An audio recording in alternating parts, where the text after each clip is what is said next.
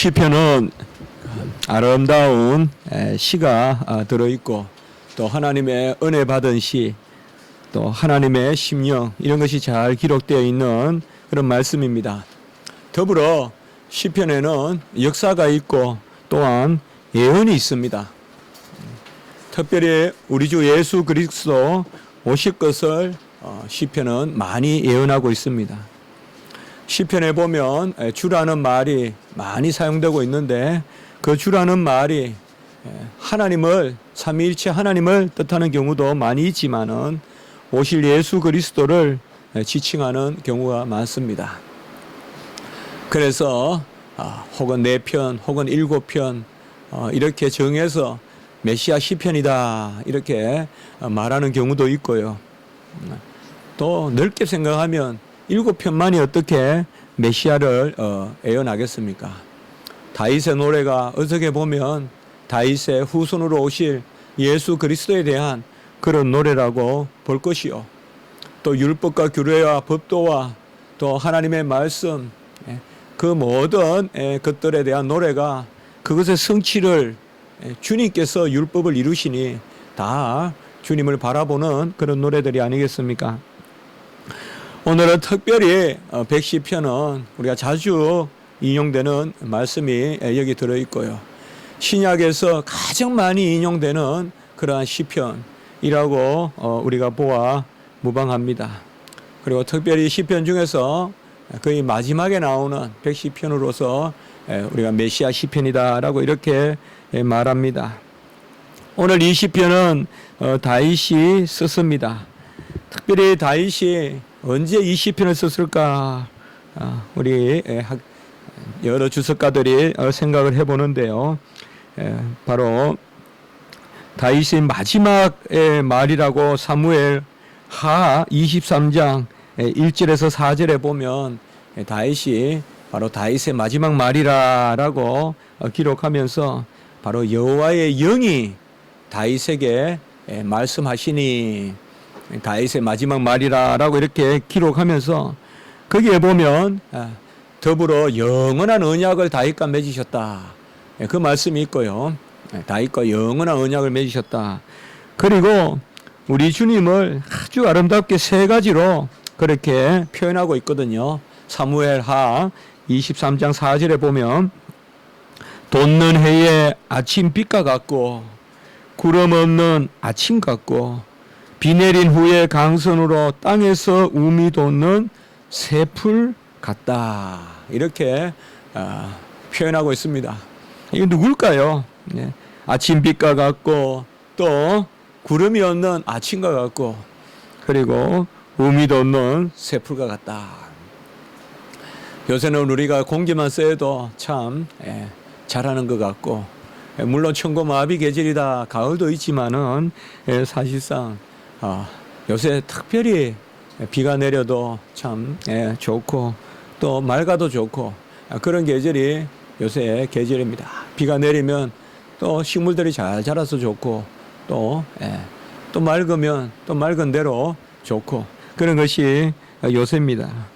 바로 여기에서 다윗은 마지막 말로 사무엘 23장 이제 그 이후로는 다윗이 이제 인구 조사하고 이러한 또 어려움을 겪는데 어떻게 보면 다윗이 정신이 맑아서 온전히 하나님 앞에 서서 마지막 말한 것 그것이 바로 오늘 이 시편 110편과 그의 내용이 통하는 것입니다. 아주 다윗의 말년에는 또 인구조사도 하고 이런 기사들을 보면 그렇게 아름답지만 않았다는 생각도 또 들 때도 있습니다. 오늘 시편에서 특별히 크게 우리가 6, 7절을 나누어 볼 필요는 없지만 내용적으로도 크게 한 가지로 내용이 흐르고 있지만은 두 부분으로 굳이 우리가 볼 수 있다면 1절과 4절에 보면 여호와께서 말씀하시기를 1절에 보면 그리고 4절에도 보면 여호와께서 맹세하고 변하지 아니하시리라 이르시기를 이렇게 되어 있죠. 그래서 1절과 4절에 보면 여호와께서 직접 말씀하시는 그 두 부분이 나와요. 그래서 1절에 보면 내가 내 원수들로 내 발판이 되게 하기까지 너는 내 오른쪽에 앉아 있어라. 이게 명령형으로 1절이 되어 있어요. 여호와께서 내 주에게 말씀하시기를 내가 내 원수들로, 여기서 내라는 말은 여호와고 그리고 내 주는 바로 예수 그리스도시겠죠. 예수 그리스도. 그래서 하나님이, 여호와 하나님이 아들이신 예수 그리스도에게 말씀하시기를, 이런 말씀으로 바로 명령이죠. 내 오른쪽에 앉아 있으라. 언제까지? 원수들이 발판이 될 때까지. 옛날 성경에는 발등상이다 이렇게 되어 있었어요. 발등상이라는 말은 왕들이 앉는 옥좌, 보좌의 발걸이를 뜻해요. 그야말로 그 밑에 둘 때까지, 원수들을 발 밑에 둘 때까지, 이것은 예수님이 올 때까지라기보다 이미 예수님이 재림하실 것을 바라보고 말씀하시는 거예요. 그러니까 영원한 왕이신 예수 그리스도가 이 땅에 오셔서 죽으시고 부활하시고 성천하셔서 보좌 우편에 계시고, 그가 보좌 우편에서 모든 대적들을 멸하실 때까지, 마지막 주님의 재림의 때까지 오른쪽에 앉아 있으라. 그런 말씀으로 우리가 받을 수 있습니다. 그리고 4절의 말씀에 보면 또 이러시기를 너는 멜기세덱의 서열, 옛날 성경에는 반차 이렇게 되어 있죠. 히브리서는 여전히 반차라고 되어 있어요. 그래서 우리가 반차란 말 써도 되겠고, 멜기세덱의 반차를 혹은 서열을 따라 영원한 제사장이다. 사실 이 두 구절이 가장 많이 인용이 된단 말이죠. 아주 많이 인용이 되고요. 신약 성경 때 우리 주님도 인용하세요. 그리고 바울도 인용하고 또 이렇게 많이 말씀에 인용이 있거든요. 이 두 구절을 중심으로, 그리고 2절, 3절 또 5절에서 7절까지는 부연해서 설명하는 것으로 그렇게 되어 있습니다. 제가 성경을 읽으면서 주어를 찾기를, 주어가 뭔지, 목적어가 뭔지 최고 어려운 게 이게 시편 110편이에요. 다른 어떤 것보다 성경 중에 최고 어려운 게 주어가 누군지. 전에도 한번 말씀드렸지만은요, 여기에서 주라고 많이 나오는 것은 당신이라는 뜻이 많아요. 당신. 그래서 예컨대 1절에 여호와께서 내 주에게, 이때 여기 주는 주예요. 롤드, 주예요. 히브리어로 아돈이라고 해요. 내가 내 원수들로 내 발판이 되게 하기까지 너는 내 오른쪽에 앉아 있으라 하셨도다. 여호와께서 시온에서부터 주의 권능, 이거는 이제 주가 아니에요. 당신이에요. 당신의 권능에 규를 내보내시리니 당신은 원수들 중에서 다스리소서. 우리나라 말로 번역하기에 어려우니까 주라, 당신이라고 번역하기에는 좀 우리가 당신이란 말이 주는 어떤 조금 속된 뉘앙스도 있잖아요. 그렇기 때문에 당신이라고 번역하기도 그렇고, 그러니까 바로 그냥 주다 이렇게 두었는데요. 당신은 원수들 중에 다스리소서.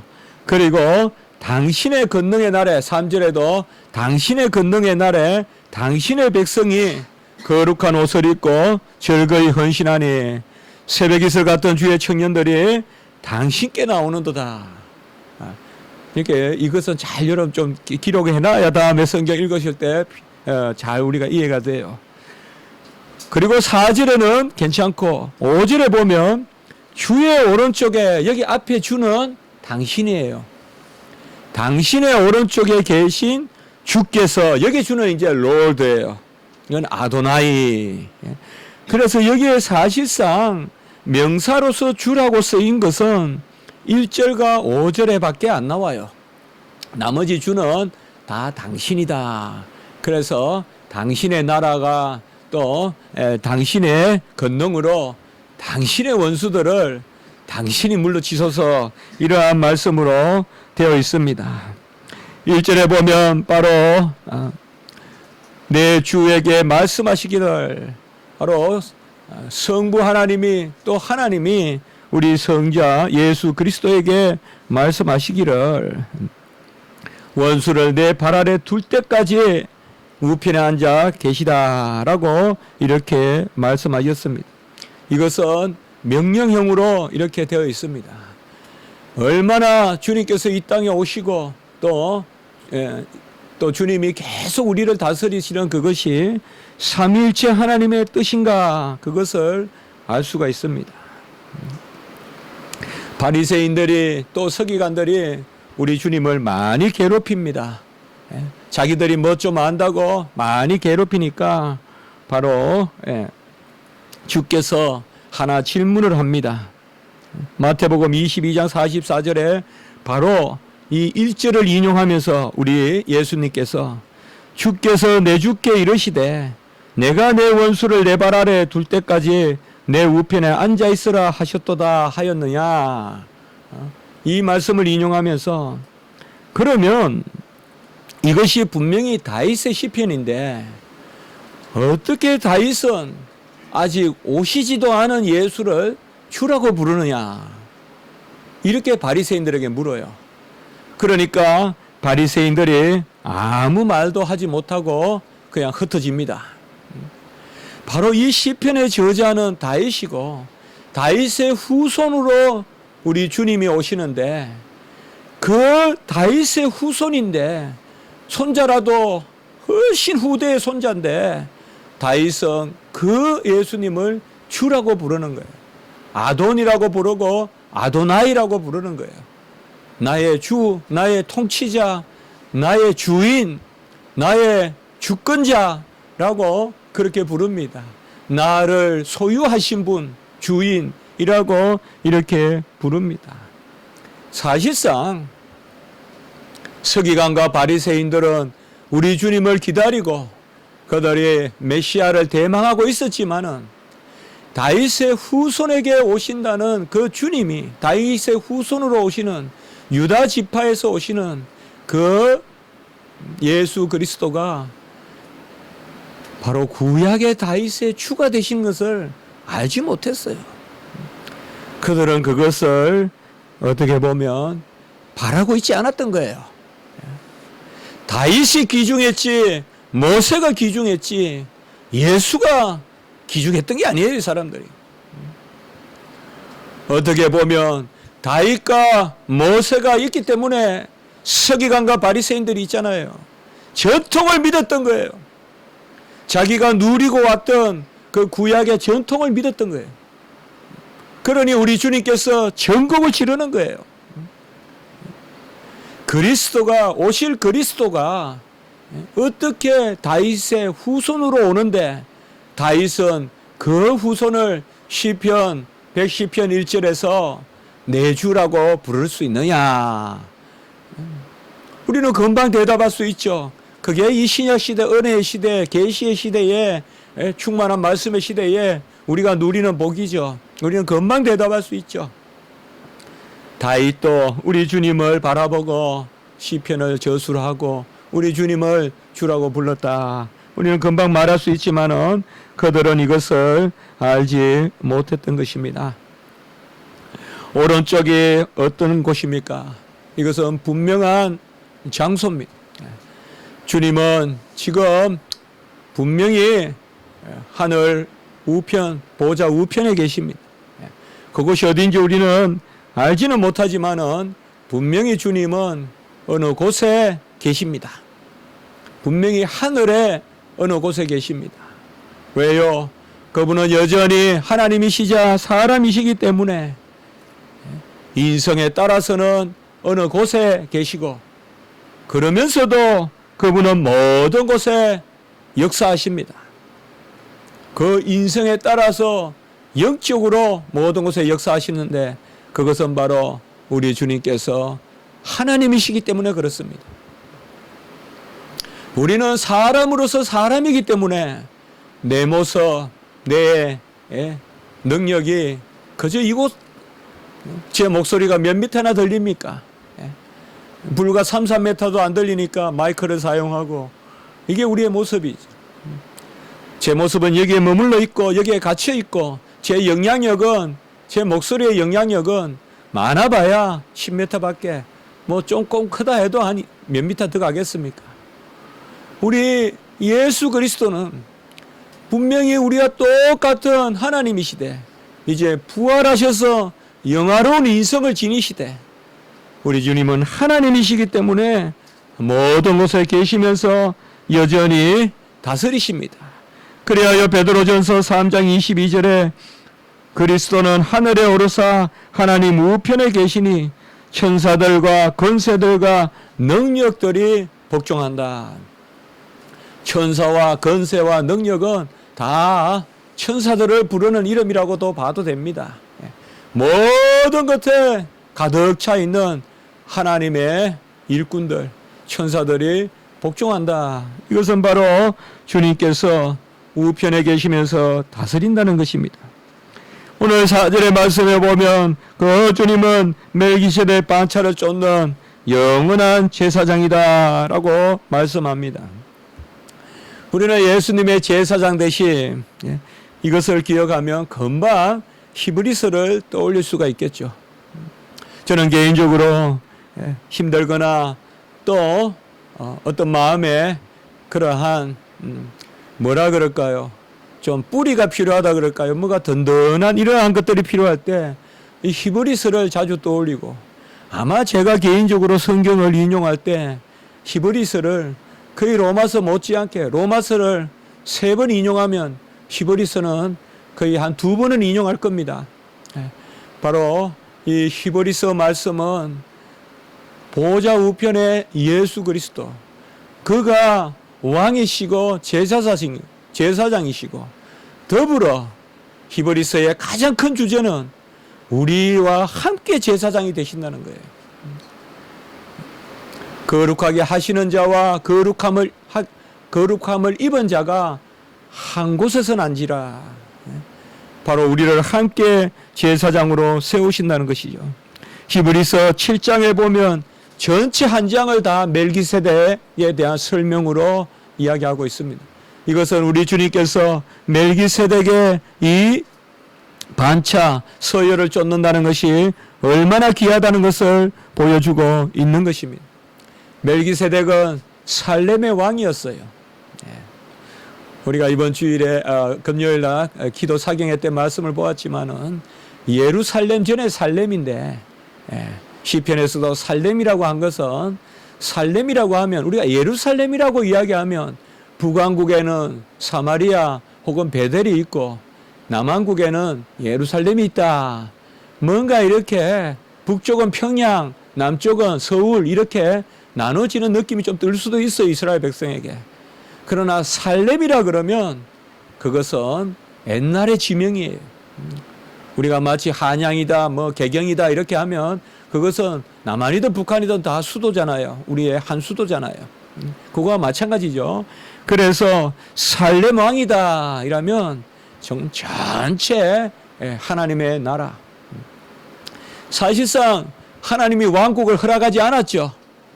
왕국은 사울의 시대 때 허락하셨지만은 살렘 왕이라고 함으로써 사실상 이것은 하나님이 이 지상에 허락하신 그러한 세상의 권세의 나라라기보다 하나님의 나라로 허락하신 것이에요. 이게 멜기세덱의 비밀이에요.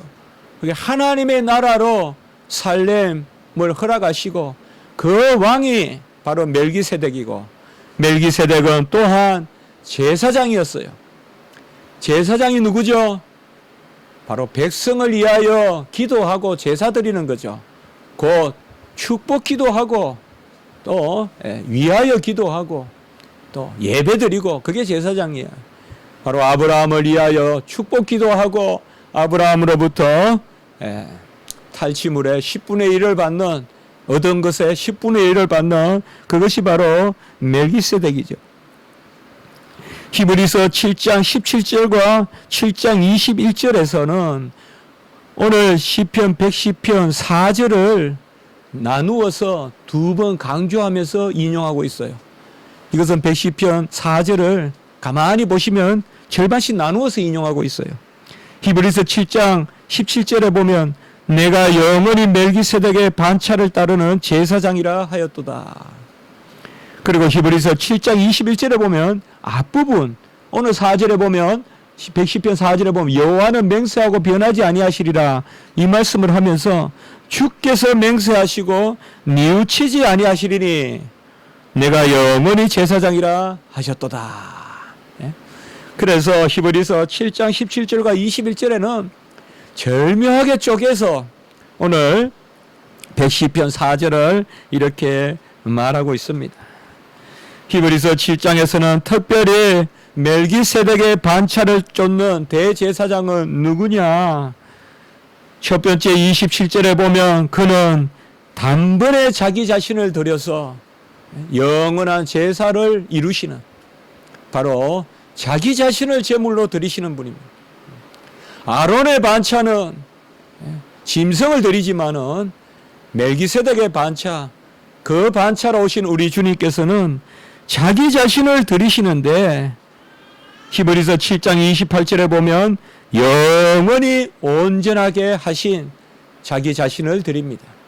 하나님이 영원히 온전하게 하신 아들을 직접 드리시는 것입니다.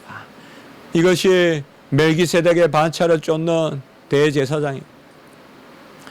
우리는 헌신하고 예배드리고 섬기고 구제하고 또 위하여 기도하는 아름다운 거룩한 백성이지만 아무도 우리는 우리 자신을 들여서 제사를 하나님께 올리지 않습니다. 이러한 제사는 허무하죠. 행여 우리가 순교를 한다고 해도 그건 제사가 아닙니다. 그것은 감사죠. 우리 주님은 이 땅에 멜기세덱의 반차를 쫓는 제사장으로 오셨기 때문에 그의 제물은 우리의 것입니다. 그의 제물은 우리의 것이에요. 그것이 바로 첫 번째 멜기세덱 반차요. 두 번째는 그가 여전히 우리를 위하여 간구하십니다. 히브리서 7장 25절에 보면 그가 항상 살아계셔서 그들을 위하여 간구하시느니라.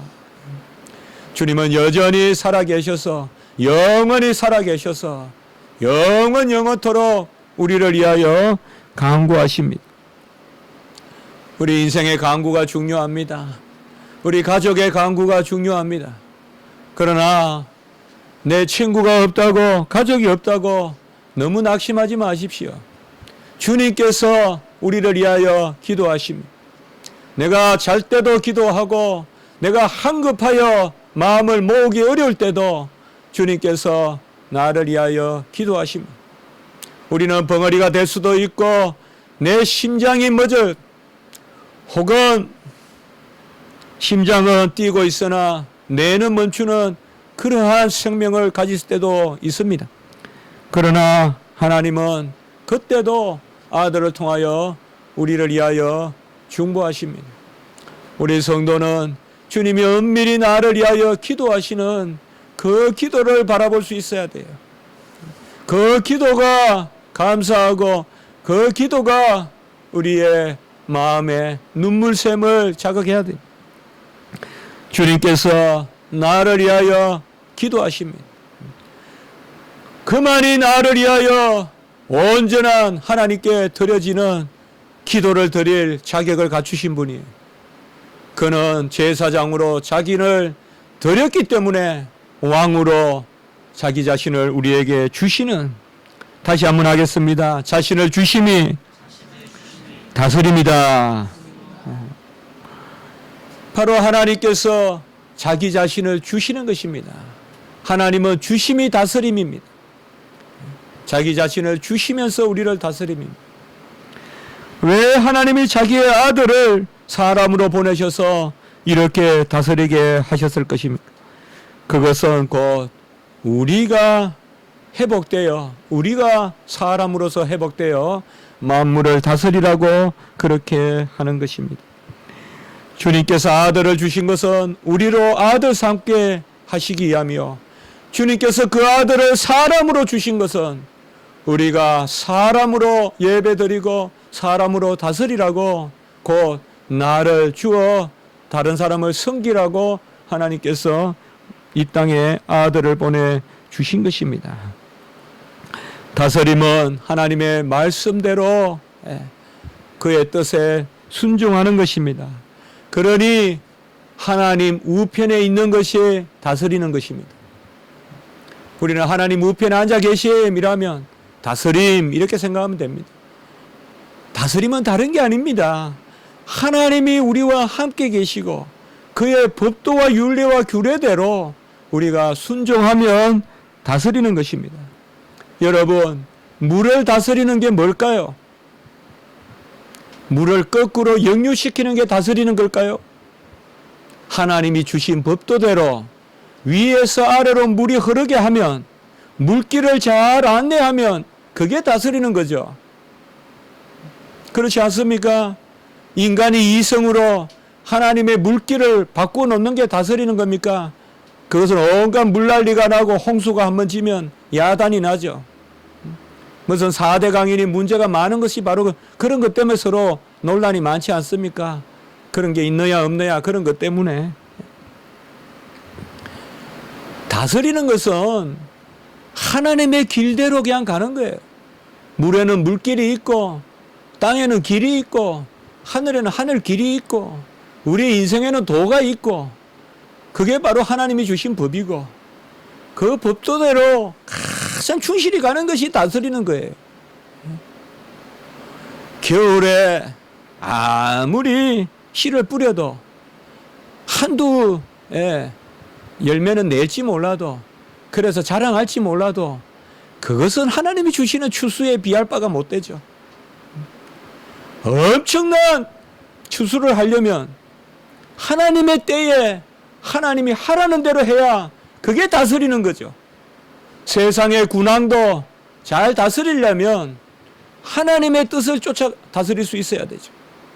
우리 인간이 어찌 삼각주를 만들 것이며 우리 인간이 어떻게 강의 물꼬를 트겠어요. 한강은 천년 만년 흐르고 있는데 우리 인간이 무슨 재주로 한강의 물길을 돌리겠어요. 하나님이 길이요 진리요 생명이, 바로 하나님이 우리를 이 땅에 아들을 보내주심으로 우리도 왕같은 제사장 삼아주신 것은 우리가 하나님과 더불어 그의 법을 따라 우편에서 그의 그늘에서 우리가 다스리라고 그렇게 세우신 것입니다.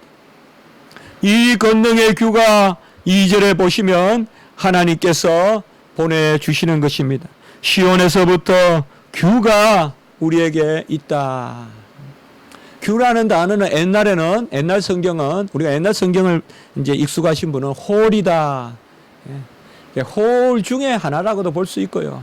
규라는 것은 주로 이렇게 왕들이 이렇게 들고 두 손으로 이렇게 중국에 보면 본래 제후나 이런 게 봉작할 때 자기를 내릴 때 하나의 증표로 주잖아요. 옥으로 만들었죠, 주로. 그런 게 규인데 여기 바로 맞습니다.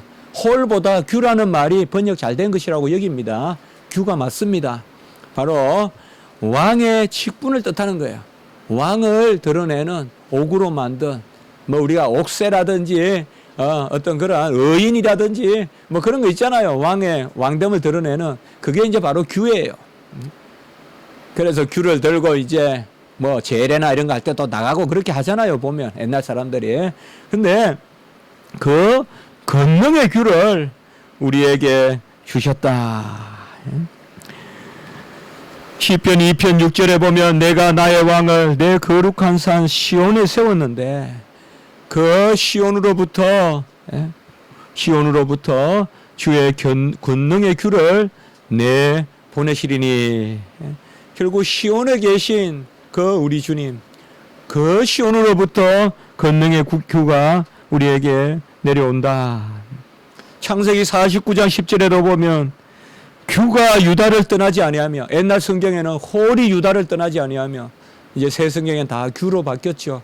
규가 유다를 떠나지 아니하며 통치자의 지팡이가 그 발 사이에서 떠나지 아니하리라라고 이렇게 말씀합니다.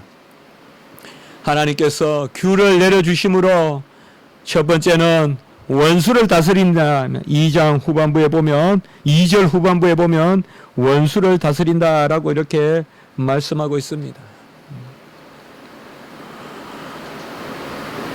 베드로가 오순절 성령을 받았을 때 전부 다 이 영이 무슨 영인가라고 할 때 베드로가 일어나서 설교를 하죠. 요엘서 2장을 인용하면서 설교를 하죠. 그래서 마지막 날에는 아이들에게 또한 노년에게 또한 청년에게 성령의 임재가 있고 남종이나 여종도 예언을 하고 그리고 누구든지 그의 이름으로 구원을 얻는다. 그걸 말씀하고 그의 이름이 누구냐? 바로 우리 주 예수 그리스도의 이름이다. 그러니까 예수는 누구냐? 우리가 예수를 죽였도다. 그렇게 설교를 하고 엄청난 설교예요. 이때 베드로가 이제 베드로가 된 거예요. 그야말로. 우리가 라고 해서 너희가 예수를 죽였도다 그랬어요. 이스라엘 백성에게. 이건 순교의 자세 아니면 설교 못하는 거예요. 너희가 예수를 죽였도다. 그렇게 말하고 그가 죽음에 매여 있을 수 없어서 사흘 만에 부활하시고 우리가 그 일의 증인이로다. 이렇게 또 말씀해요. 그래서 베드로가 부활의 증인이다. 주님은 베드로에게 몇 차례 나타나셨잖아요. 요한복음만 봐도 세 차례 네 차례 나타나셨죠. 베드로는 주님 나타날 때마다 있었죠. 10명에게 나타날 때, 11명에게 나타날 때, 7명에게 나타날 때, 그래도 부족해서 주님은 네 번째 나타나시는데 디베라 바닷가에서 네가 나를 사랑하느냐. 우리가 이 일의 증인이로다. 그리고 사도행전 2장 33절 설교의 마지막 부분에 뭐예요? 이 예수를 하나님께서 들어 올리셔서 그가 일으킴을 받으셔서 약속하신 것을 우리에게 내려주신다. 보좌 우편에서. 이것이 뭐냐? 바로 보좌 우편에서 우리에게 내려주시는 영이 죽음에 매일 수 없는 부활하신 예수 그리스도의 능력의 영이에요. 바로 오늘 2절 후반부에 원수를 우리가 다스리는 것은 보좌 우편에서 우리에게 주님께서 그 성령을 내려주시기 때문에 우리는 능히 너끈히 원수를 이기는 것입니다. 우리 십자가 지기교회 성도님들 절대 기도하면서 두려워하지 마세요. 무슨 악한 영이 나를 사로잡니 그런 거 하지 마세요. 어느 분이 저에게 기도 전화가 왔어요. 우리 교회에 저를 만나자고 해요. 물론 목사가 성도가 찾으면 만나러 가는 건 맞지만은 항상 분별을 해야 되잖아요. 그래서 제가 그랬어요. 저에게 무슨 제 말에 큰 유익이 있겠습니까? 예배 가운데 은혜를 받으십시오. 그렇게 말씀드렸어요.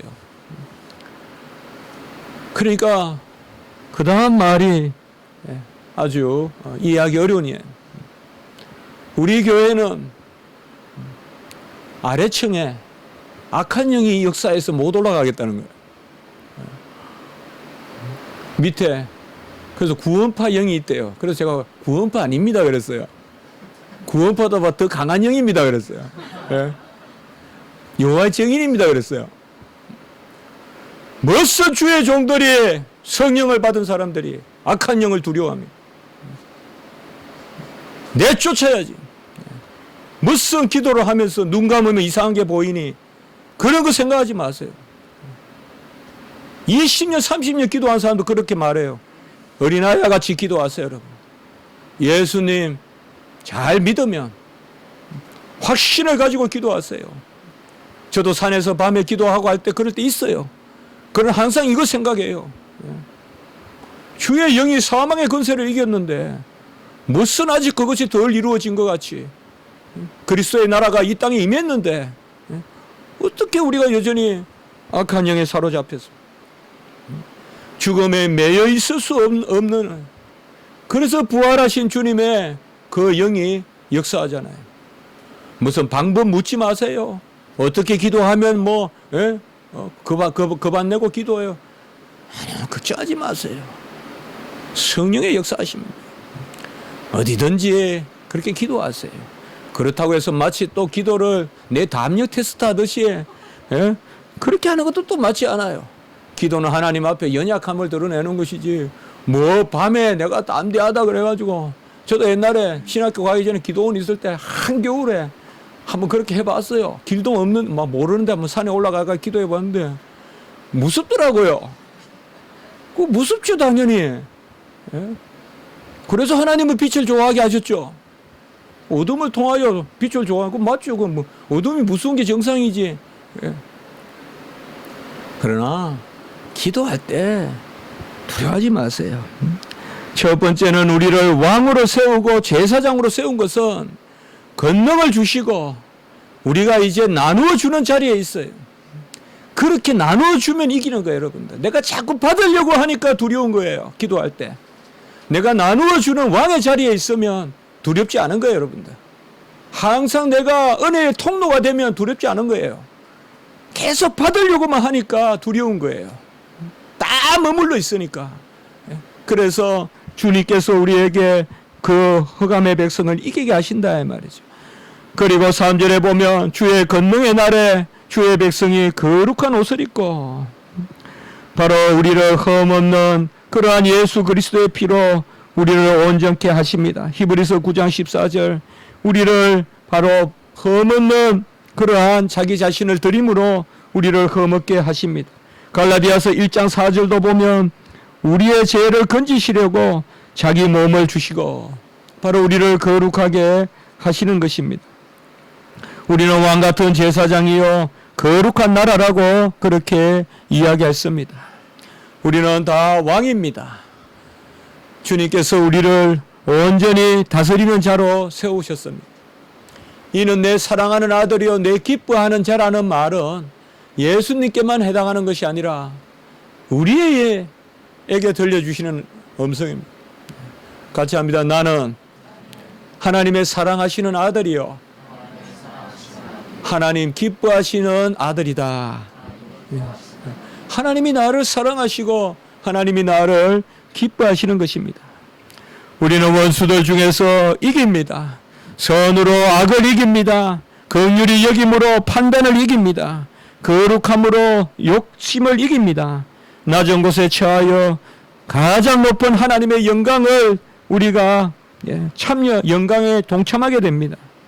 자기를 부인하는 가운데 자기를 완성하고 십자가의 권세로 모든 세상을 이깁니다.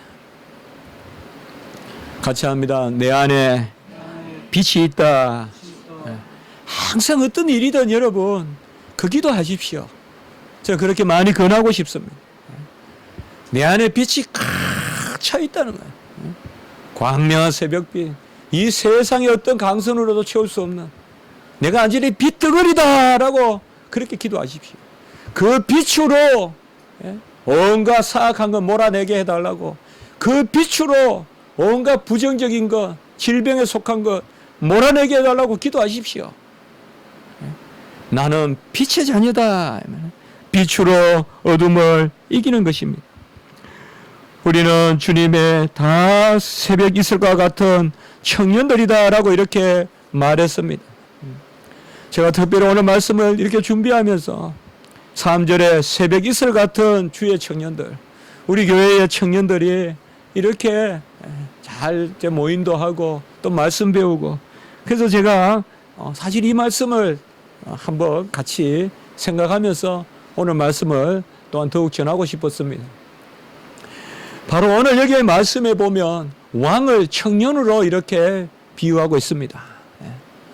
우리가 왕 같은 제사장인데 바로 권능의 홀, 규가 우리에게 주어지는데 바로 주님께서 우리에게 바로 누구냐 이 말이죠. 주의 청년들이, 새벽 이슬 같은 주의 청년들이.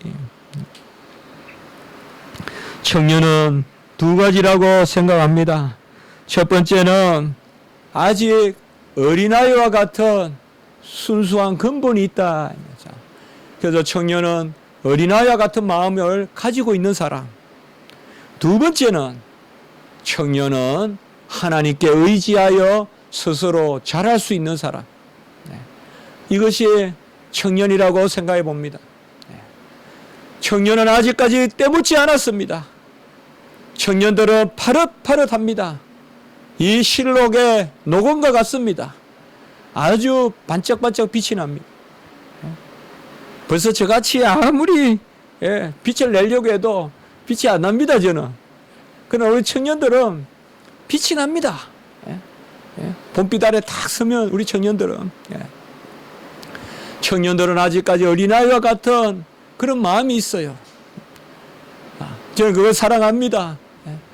그리고 두 번째는 그렇다고 해서 어린아이에 머물러 있으면 안 돼요. 만년 어린아이가 되면 안 돼요.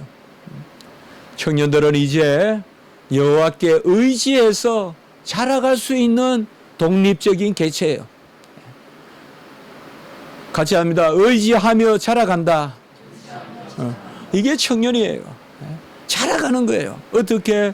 여호와께 의지하며 자라가는 것이에요. 그래서 시편 119편 9절에는 청년이 무엇으로 행실을 깨끗게 하리까? 주의 말씀을 삼갈 것이니라. 바로 청년의 때에 주의 말씀을 가지고 삼가하라라고 이렇게 이야기했어요. 밥만 많이 먹지 말고 말씀을 많이 드시는 우리 청년들 되시기 바랍니다.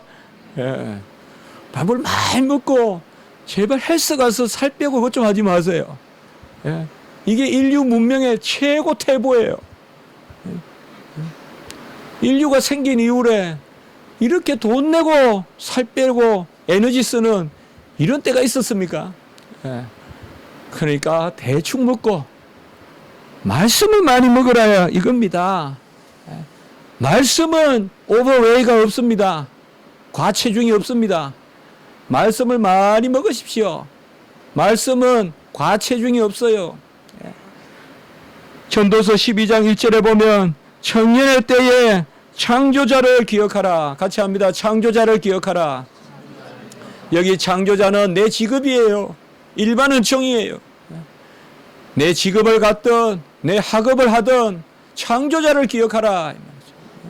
하나님의 말씀 붙들고 창조자를 기억하라. 그리고 디모데전서 2장 22절에 보면 또한 너는 청년의 정욕을 피하고 주를 깨끗한 마음으로 부르는 자들과 함께 의와 믿음과 사랑과 화평을 따르라. 같이 합시다. 의, 믿음, 사랑, 화평. 이 네 가지를 제가 우리 청년들에게 권하고 싶습니다. 이렇게 한번 해석해 보면 어떻겠습니까? 의는 하나님의 뜻입니다. 우리가 로마서 3장이나 이런 데 보면 의는 하나님의 뜻이에요. 이게 처음에는 율법에 나타났다가 또 다른 의가 나타났는데 그게 이제 복음이에요. 하나님의 뜻이 의예요. 두 번째 믿음은 의를 담는 그릇이에요. 우리가 믿음을 자주 그릇이라고 표현해요. 믿음은 그 의를 담는 그릇이에요. 아까 새벽 이슬 있었죠. 의를 담는 그릇이, 내리는 이슬을 담는 그릇이 바로 믿음이에요. 그 다음에 나오는 것이 바로 사랑이죠. 사랑은 이 의를 바라는 거예요. 표현하는 것입니다. 내 그릇에 담긴 의를 표현하는 것입니다. 그리고 마지막에 나오는 것이 화평이었죠. 화평. 이것은 지혜입니다. 사랑을 하는 지혜. 그래서 더불어 순결하고 지혜로워라. 뱀같이 지혜로워라. 그래서 어렵다. 한번 네 가지 우리 한번 생각해 볼까요? 의는 뭐다? 하나님의 뜻이다. 믿음은 뭐다? 하나님의 뜻을 담는 뭐다? 그릇이다. 사랑은 뭐다? 그 의를 드러내는 것이다. 화평은 뭐다? 그 의를 드러내는 사랑하는 방법이다. 그게 화평이다. 외우기 어려울 때는요, 한글을 외우기 어려우면 한자로 외우면 쉬워요. 한자로 외우면. 예? 그렇게 외우면 돼요. 그냥 내자 외우면 돼요. 예? 같이 해봅시다. 의신, 애평. 이렇게 외우십시오. 의신, 애평. 예? 의를 믿고, 사랑하고, 평화롭다. 오, 평강은 뭐냐? 사랑까지는 이해가 되는데. 평강이 참 샬롬이 하나님의 자리, 우리 자리를 잘 질서를 지키는. 사랑한다고 해서 이 평강이 있어야 돼요, 여러분들. 어릴 때 보면 시멘트를 쫙 발라놨어요, 마당에. 시멘트를 이제 아버지가 쫙 발라놨어요. 저희 집은 시골이지만은 흙이 하나도 없었어요. 전부 시멘트 다 발랐어요. 그게 편하죠.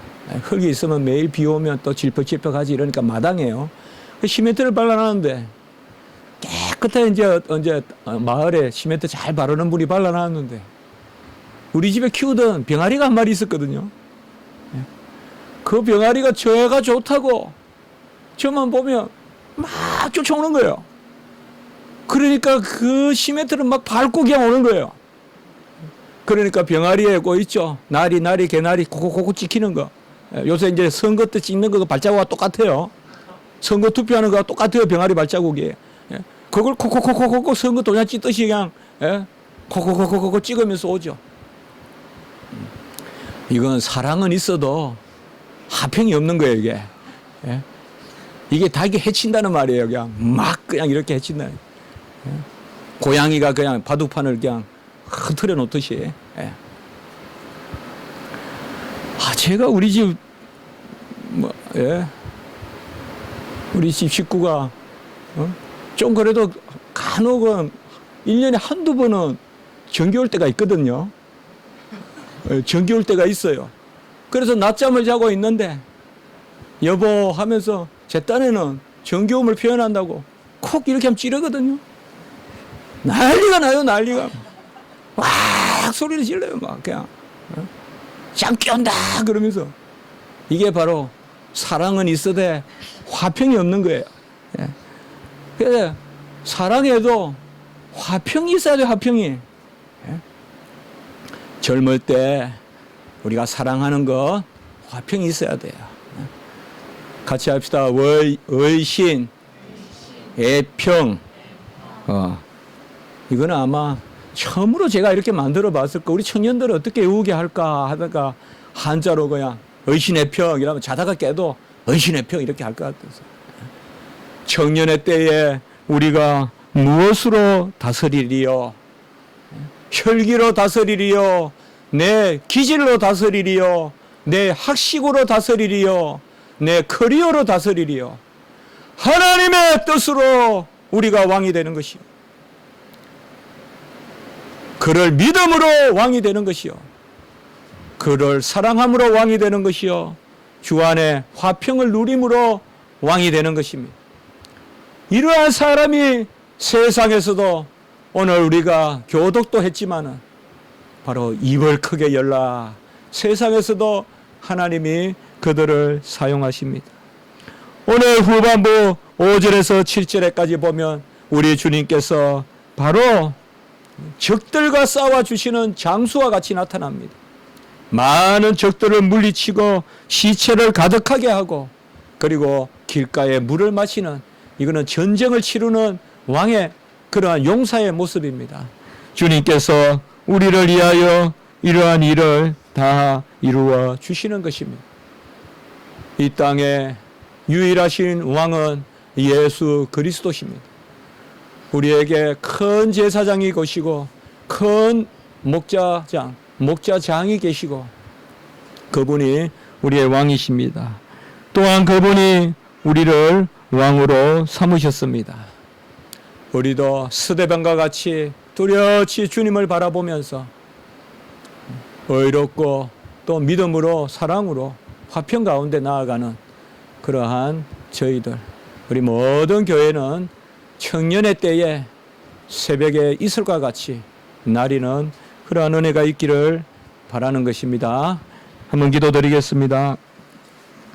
거룩하고 자비로우신 하나님 아버지, 우리를 주의 자녀 삼아 주시고 주 예수 그리스도의 영을 보좌 우편에서 나려 주심으로 이제 우리가 주와 함께 왕같은 제사장이 되므로 이 세상에서 빛이요 소금이요 아버지여 세상적 통치가 아니라 우리 자신을 다른 사람에게 나누어 줌으로 다스리는 그러한 사랑의 사자들, 의의 교사들, 진리의 아버지의 일꾼들이 되게 하시니 감사합니다. 청년의 때와 같이 어린아이의 그러한 순수함을 잃어버리지 말게 하시되 의지하며 자라가는 그러한 모든 성도님들 되게 해 주시옵소서. 우리나라에 많은 어려움이 있습니다.